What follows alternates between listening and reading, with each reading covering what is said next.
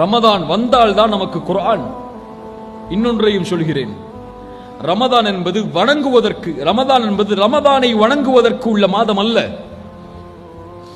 இன்று பலர் இபாத் ரமதான், ரமதானை வணங்குபவர்களாக இருக்கிறார்கள். ஏன்? ரமதான் வந்தால் பள்ளிக்கு போவார்கள், ரமதான் வந்தால் குர்ஆனை திறப்பார்கள், ரமதான் வந்தால் அந்த மாதம் மட்டும் டிவிகளுக்கு, சீரியல்களுக்கு, சினிமாக்களுக்கு விடுமுறை. ரமதான் வந்தால் தான தர்மம் செய்வார்கள். ரமதான் வந்தால் அல்லாஹ் அல்லாஹ் அல்லாஹ்வுடைய வணக்க வழிபாடுகளில், குர்ஆனை ஓதுவதில், தஅவாவை கேட்பதில் ஆர்வம் கொண்டு உட்கார்ந்து இருப்பார்கள்.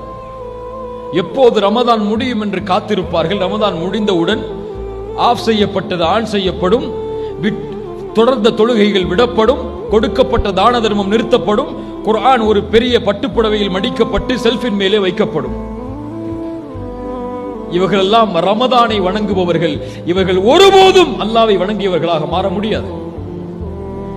அல்லாஹ்வை வணங்குபவன் மற்ற மாதங்களிலும் இதை செய்வான், ரமதானில் அதிகப்படுத்துவான். அவ்வளவுதான், அவ்வளவுதான்.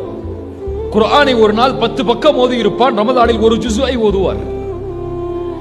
ஒரு நாள் 100 ரூபாயை தர்மம் செய்வார், ரமதானில் 1000 ரூபாயை தர்மம் செய்வார்.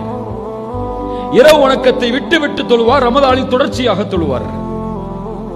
குர்ஆனை ஓதுவார் மற்ற நாட்களில் குறைவாக, ரமதானில் அதிகமாக ஓதுவார். தொழுகையை ஜமாஅத்தோடு தொழுவதில் ஆர்வம் கொள்வார். சில நேரம் விடுமான ரமதானில் பேணி பேணி தொழுவார். அவ்வளவுதான். இவர்கள் அல்லாஹ்வை வணங்கியவர்கள், இவர்கள் ரமதானை வணங்கியவர்கள். எப்படி அடையாளம் தெரியும்? நாளைக்கு காலையில ஃபஜ்ர் நமக்கு தொழுதோம்னா நமக்கு அடையாளம் தெரியும். அவ்வளவுதான்.